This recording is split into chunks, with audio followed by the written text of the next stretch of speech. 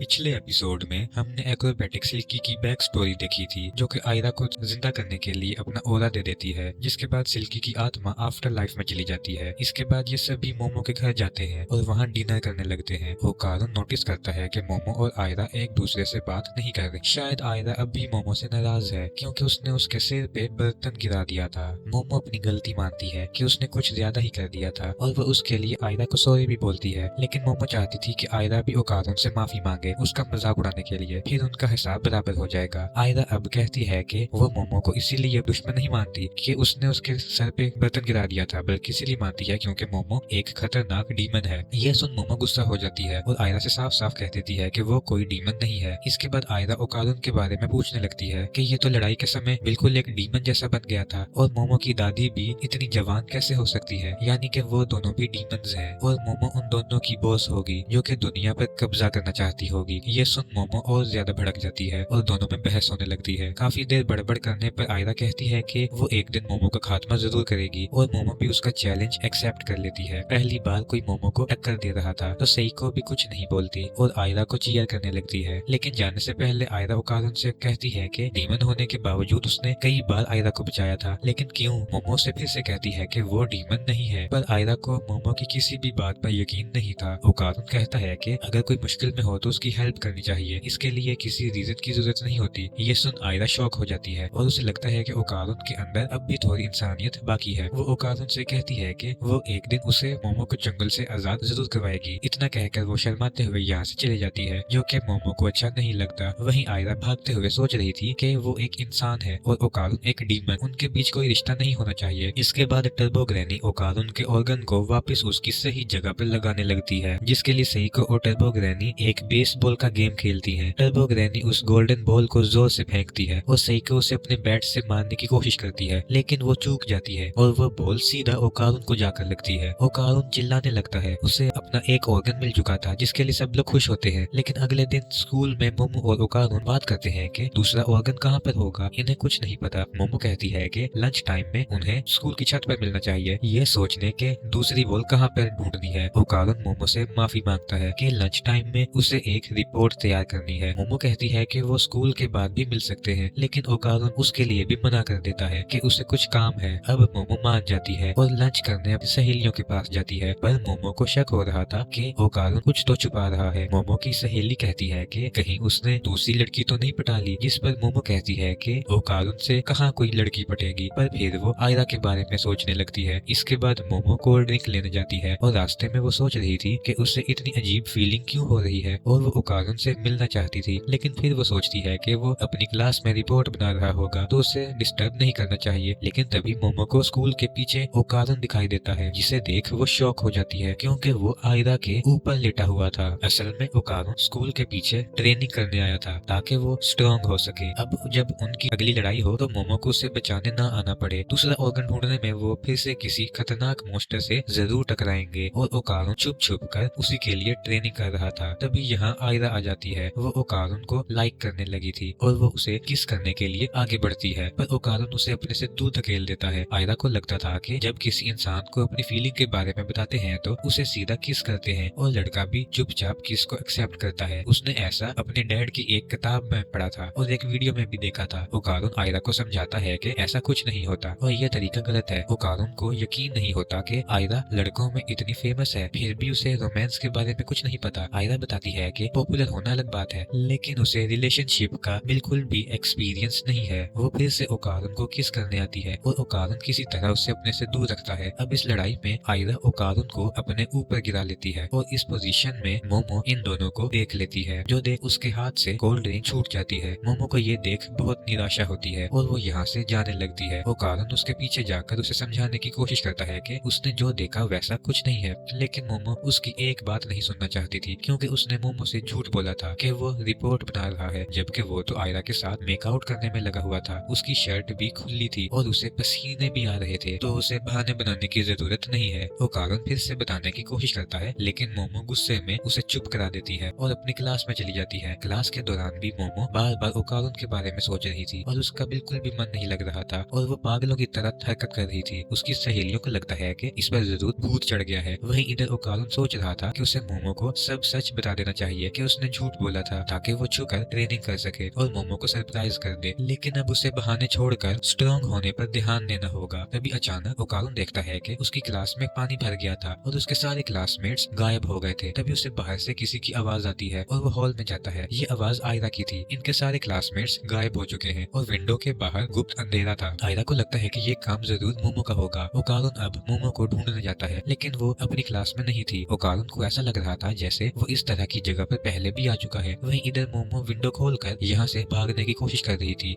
लेकिन विंडोज पूरी तरह से लॉक थी। पानी का लेवल भी बढ़ता जा रहा था। मोमो सोचने लगती है कि पता नहीं ओकारुन कहाँ होगा या ये सब सिर्फ उसी के साथ हो रहा है, लेकिन ओकारुन के बारे में सोचकर उसे फिर से गुस्सा आने लगता है। तभी उसे अपने पीछे से कुछ आवाज आती है और वहाँ पर वो एक बड़े से सांप जैसा क्रिएचर देखती है और उसे देखकर क्लास में छुप जाती है, लेकिन पानी में जरा सी भी हलचल करने से भी उस क्रिएचर को मोमो के बारे में पता चल जाता है और वह उसे ढूंढने लगता है। इसके बाद ये गॉडजिला की तरह अपने मुंह से ब्लास्ट करता है और मोमो के क्लासरूम को डिस्ट्रॉय कर देता है। इसके बाद ये क्रिएचर यहाँ से चला जाता है, लेकिन मोमो को कुछ भी नहीं हुआ था और वो सोचने लगती है कि ओकारुन कहाँ पर है। वहीं इधर ओकारुन और आयरा को भी उस क्रिएचर के ब्लास्ट की आवाज आती है। आयरा पूछने लगती है कि ये सब क्या हो रहा है। ओकारुन को भी कुछ नहीं पता था और वो बताता है कि उसके और मोमो के साथ ऐसा पहले भी हो चुका है, जब एक एलियन ने उन्हें चारों तरफ से कैद कर दिया था और उस समय भी काफी अंधेरा था। जब उन्होंने उस एलियन को हरा दिया था तब सब कुछ नॉर्मल हो गया था। आयरा ये सुनकर हैरान हो जाती है और पूछने लगती है कि एलियंस सच में होते हैं। तो ओकारुन कहता है कि बिल्कुल होते हैं, बल्कि वो तो भूतों से भी ज्यादा बुरे होते हैं। आयरा पूछती है कि एलियंस को उनसे क्या चाहिए, जिस पर ओकारुन कहता है कि शायद वो इंसानों के रिप्रोडक्टिव ऑर्गन्स कलेक्ट कर रहे हैं। तभी दोनों के सामने एक केकड़े के सर वाला एलियन आ जाता है और ये बोल भी रहा था। ये एलियन इन पर अटैक कर देता है तो ओकारुन तुरंत ही टर्बो ग्रैनी वाले मोड में आकर आयरा को बचा लेता है। ओकारुन फिर आयरा को यहाँ से जाने को कहता है ताकि वो इस एलियन से लड़ सके, पर अचानक ही ओकारुन को चक्कर आने लगते हैं और वो वापस अपने असली रूप में आ जाता है। ये काम किया था उन सर्पो एलियंस ने जिन्हें हमने